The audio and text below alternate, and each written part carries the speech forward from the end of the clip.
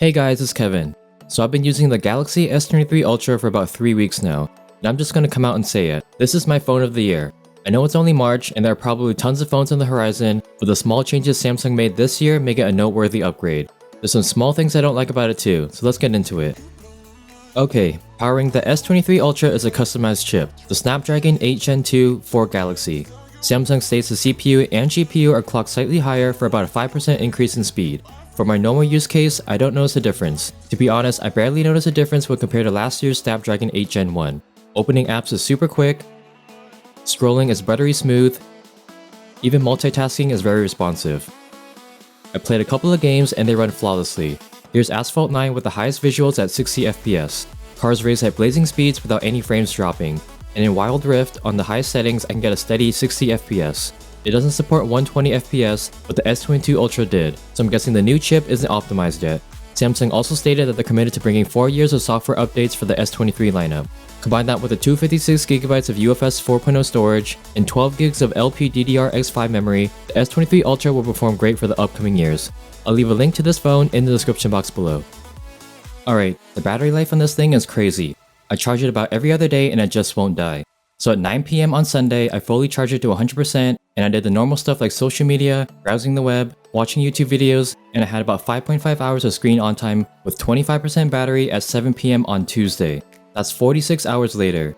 Then I charged it back to 100%, did the same normal stuff, but I put in my main SIM card for calls and texts, and listened to music for about 5.5 hours with Galaxy Buds Pro. Again, I got another 5.5 hours, I guess I like 5.5, with 25% battery 37 hours later. I do work from home so your mileage may vary, but this thing is a battery champ. I could have got even more battery life if I kept the resolution at the default 1080p, but this is an Ultra phone. It deserves to be set at 1440p. For the times that you do need to charge it, the S23 Ultra supports fast charging up to 45 watts and wireless charging up to 15 watts. So the back of the phone has a similar layout to last year's S22 Ultra. A 12MP ultra-wide, two 10MP telephotos at 3x and 10x, and a star of the show, a 200MP main camera. The optical image stabilization is also 2 times better than last year. You can hear it rattle. The photos on this are really good. The colors are a little more punchy compared to the iPhone 14 Pro Max, but I kinda like it. The 200MP camera takes different shots than the normal 12MP mode. 200MP photos look a lot brighter and have less sharpening, and when you zoom in you can see a lot more detail. Even in low light, the photos look great. Compared to the 14 Pro Max, the S23 Ultra captures more detail in darker areas. For the 3x and 10x telephoto cameras, they're basically the same as last year. The 3x zoom is slightly worse than the iPhone 14 Pro Max, but it's still usable. As for the 10x, it's very nice to be able to zoom in this far on a phone without losing quality. The ultra-wide camera is also less contrasty and more natural than before. It's only 0.6x, but it's still good for those wide-angle shots. I mentioned in my impressions video that there's a noticeable shutter lag, but it's because the software is prioritizing quality over speed. In the Camera Assistant app, you can adjust the setting to balance. The quality is just about the same unless you're pixel peeping. There's also a 50MP mode for more detail than 12MP, but there's less shutter lag than the 200MP mode. It's a good balance between the two. And let's not forget about the 100x space zoom so you can take pictures of the moon. On the video side of things, it's improved across the board. The better optical stabilization allows it to be very smooth even in low light. An 8K video recording now supports 30 FPS, the correct frame rate. It's very usable now without that major crop in the previous versions. I might start creating videos with the S23 Ultra, since videos look more natural like the 200MP mode, more detail and less sharpening. Plus, I can zoom in 2 times into an 8K video while still having a 4K resolution. The S23 Ultra's design is almost the same as last year, but with some minor tweaks. The sides of the phone are more boxy to better fit the shape of the built-in S Pen. The curved sides make it more comfortable to hold compared to the 14 Pro Max.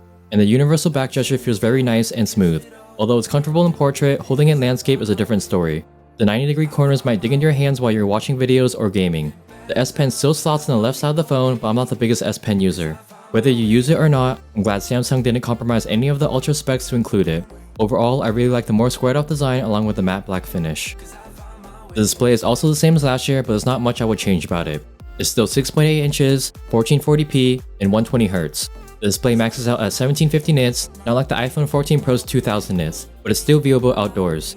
The screen, which is now made out of tougher glass, Gorilla Glass Victus 2, doesn't curve over the edges as much, which I like, and the ultrasonic in-display fingerprint reader is still lightning fast. One UI 5.1 was pre-installed on the S23 series, and it brought some nice updates. Expert RAW is now available in the stock camera app. Image Clipper allows you to lift the subject from a photo and paste it in another app. It's similar to Apple and Google. Wallpapers can change based on what mode is enabled. There's also a new battery widget, and Bixby can answer phone calls, so you can see why they're calling in a text chat. Again, similar to other phones. Also, in device care, RAM Plus now defaults to 8 gigs instead of 4. Not sure if it's because there's faster storage, but 20 gigs of RAM in a phone is insane.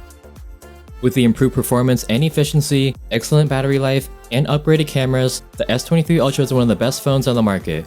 Will you be upgrading to this phone? Let me know in the comments down below. Thanks for watching, and if you haven't already, please like, subscribe, and hit the bell so you'll be notified when I post new videos. And I'll catch you guys in the next one. Bye!